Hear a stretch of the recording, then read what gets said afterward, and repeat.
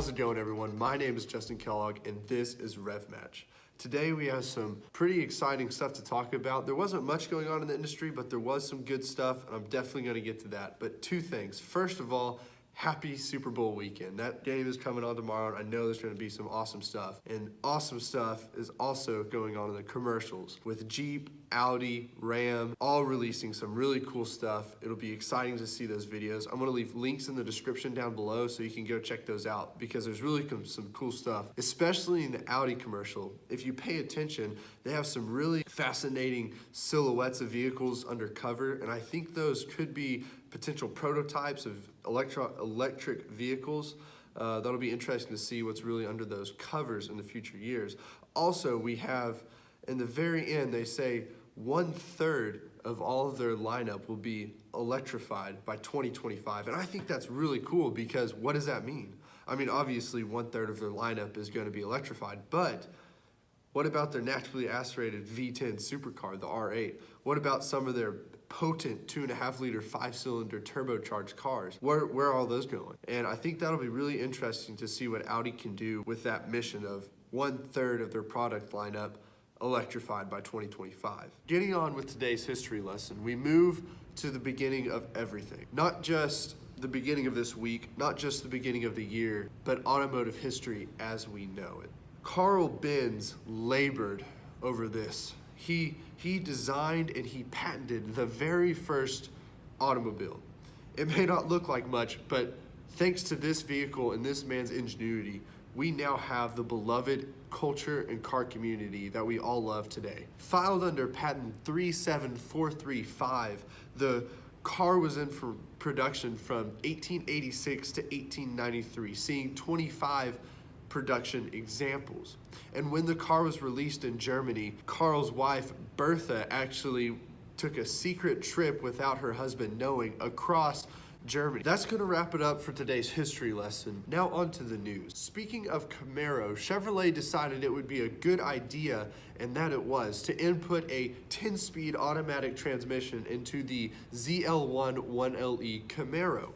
Now, this latest generation in this mock-up, the most track and hardcore variant with a 650 horsepower, 6.2-liter supercharged, 650 foot-pounds of torque, fire-breathing engine, was a great motor, and it has come since its release date with a 6-speed manual transmission, which is great. It's a purist car and a purist transmission, but now that they've put the 10-speed automatic in there, it's really brought the car to life. It's dropped the 0 to 60 time, it's dropped quarter mile, and it's even dropped lap times on Chevrolet's test facility. Now, this isn't just to say that they simply swapped in the transmission, because it took a lot of work and a lot of engineering.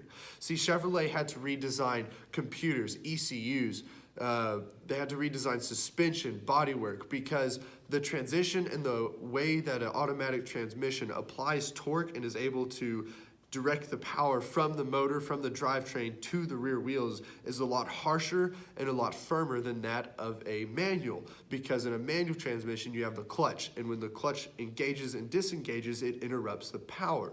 But with an automatic, especially a dual clutch, which is what Ford and Chevrolet kind of helped co-design on this, and that's what is in the Camaro, the dual clutch is able to drop shift times. It saves that abruptness and it makes for a much quicker transition.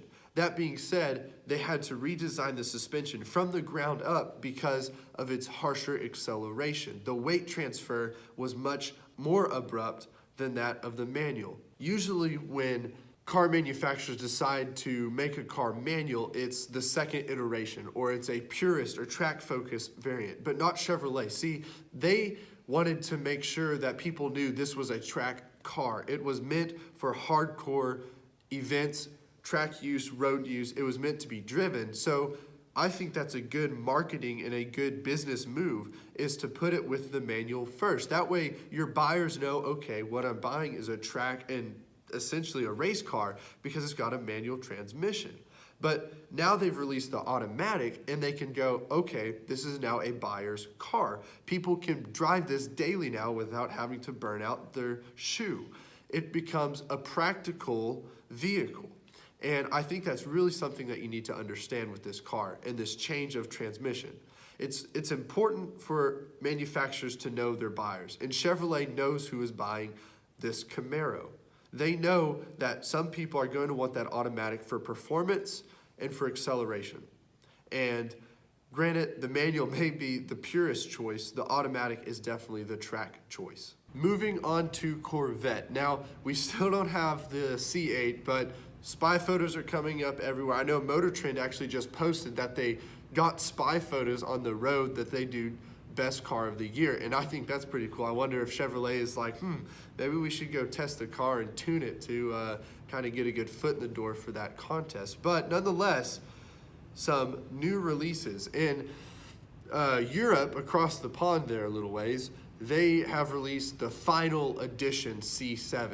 And I don't know exactly what that means, but it's got some extra carbon fiber and kind of a more special rendition, a good way to, in my mind, say goodbye to the C7. It seems like Chevrolet is trying to squeeze as much profit as they can out of this last model before they move on to the next. And also, in America, they've released the Driver's Edition. And what these mean is that the racing team, the actual Corvette racing team drivers, helped Chevrolet design these cars. There's different color options and there's different packages, but they're all offered on the Corvette C7 chassis. They're really for people interested in getting a Grand Sport, because that car is kind of a heritage and kind of a classic rendition of the modern car. No supercharger, forced induction, LS3, great motor, great car, but they wanted to emphasize that. And they didn't do anything crazy. They added some red tinted wheels, special interiors, special tinting, all things that make the car look better, but not necessarily perform better. There's carbon fiber.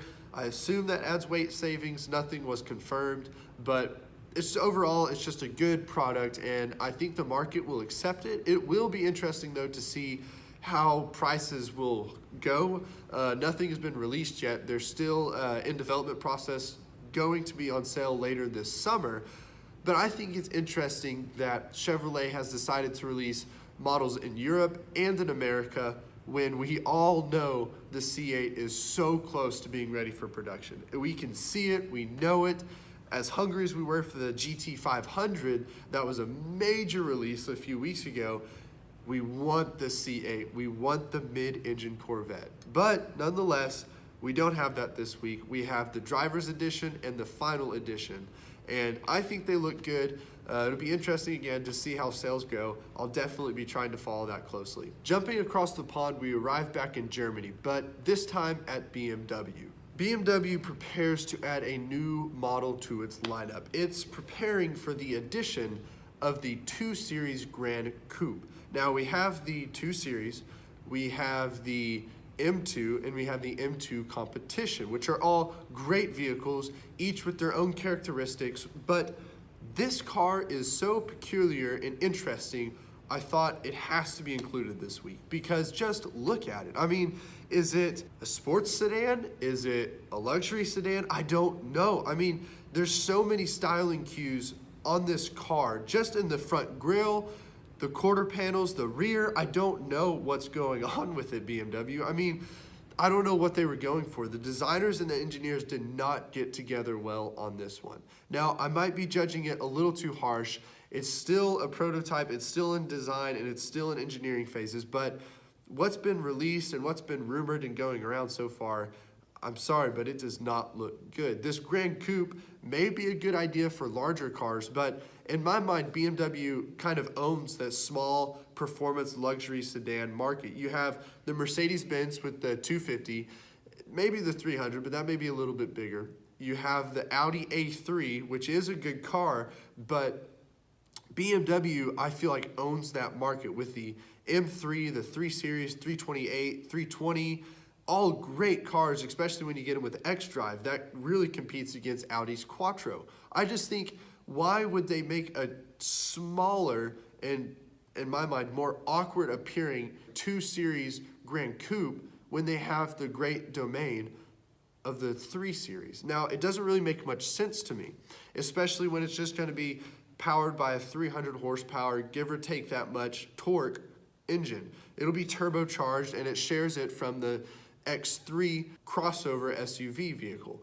But it just doesn't make sense to me that, as awkward as this car is, they're gonna squeeze it into their market lineup. When they, like I've said, they have great market control with the M3 and the 3 Series generation. It's a great car, it handles well, it drives well, but I don't know, maybe I'm missing something.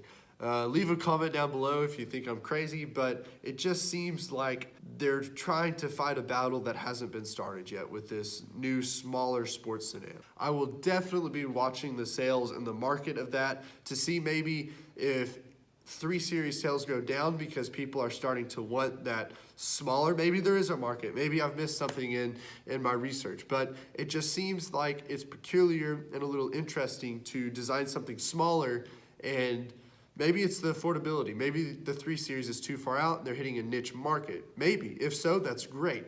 But I'm definitely going to be paying attention to the sales, market values, trends of this car, and I'll be sure to let all of y'all know if something happens. Well, I'll say it again, this week has kind of been tame in the automotive industry, and that kind of disappoints me. You know, I wanted to talk to y'all guys, bring some stuff out. I haven't seen y'all in a little bit.